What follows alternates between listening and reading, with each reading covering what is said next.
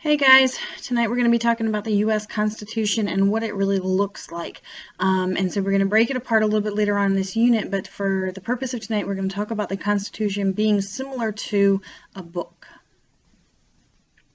So your essential question for tonight is to identify the purpose and the structure of the U.S. Constitution.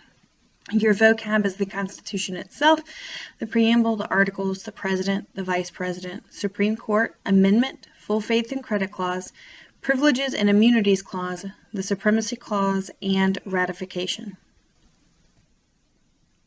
So the U.S. Constitution was written mostly by James Madison. Yes, he had help and support just like Thomas Jefferson did with the Declaration, but the majority of the Constitution was written by Mr. James Madison.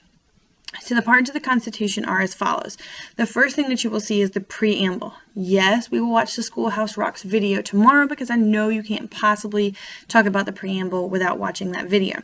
Then come the articles 1 through 7, and the amendments are at the very end. And of course, the amendments are the changes that have been made to this Constitution.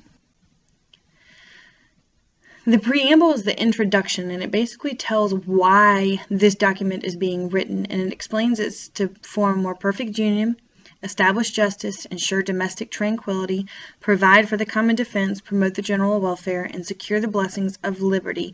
And it says to ourselves and our posterity, and posterity is the future, okay? Those are the future generations. So it's not just for the people who are writing the document, back in the 1700s, it was, for the future as well. So Article 1 of the Constitution deals with the legislative branch, which is also known as Congress. Okay, so this branch is broken up into two different houses. So we talked about this in the last unit, where you have the Virginia plan that becomes the House of Burgesses and the New Jersey plan, which becomes the Senate. Their role is to make or create laws. Article 2 is the executive branch. This is where you'll find information about the president and the vice president. The Constitution itself doesn't actually mention a cabinet, but George Washington, our first president, got into the presidency and realized that he just really couldn't run a whole country by himself, that he needed some assistance.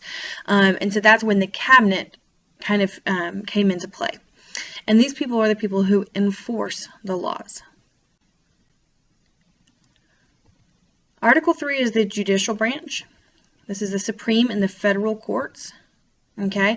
Congress from time to time can establish those federal courts. Okay. Not the Supreme Court. The Supreme Court was established once and it hasn't been re-established at any point in time. And their role is to interpret the laws.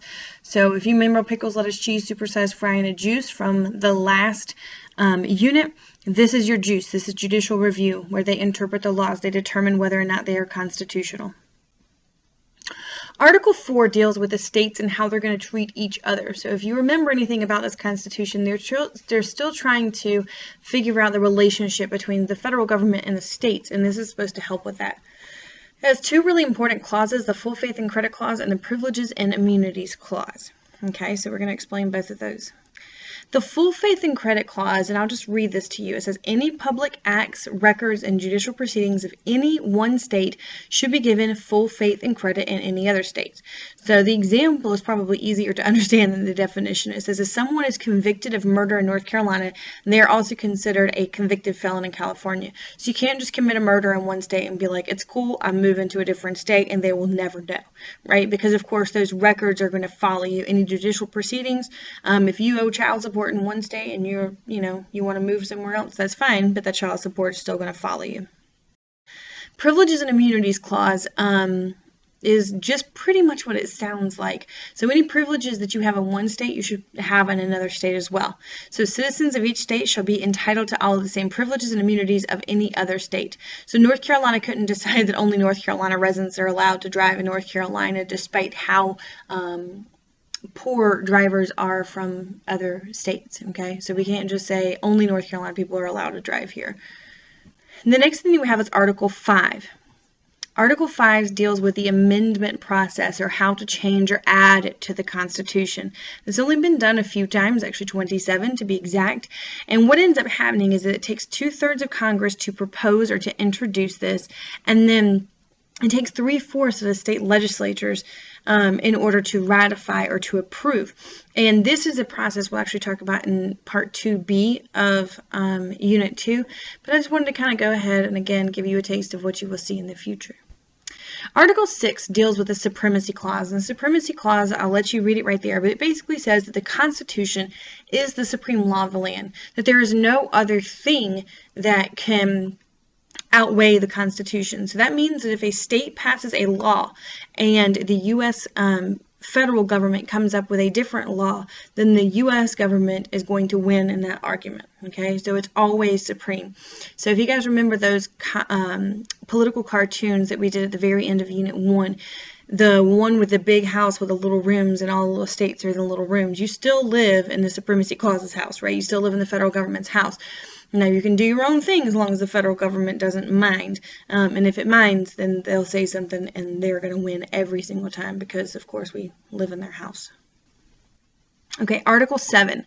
Article 7 deals with the ratification or the approval of the Constitution. Okay, so it took 9 out of the 13 states to ratify the Constitution. Okay, it didn't have all 13 out of 13. You didn't have to have everybody on board, which is what the Articles of Confederation said for any change or anything like that. And so they kind of learned from their mistakes, and now it only takes 9 out of the 13.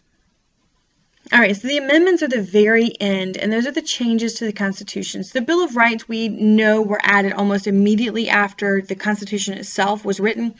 And those were the first 10 amendments, and that's where the Anti-Federalists came on board, and they said, hey, we have to have these things.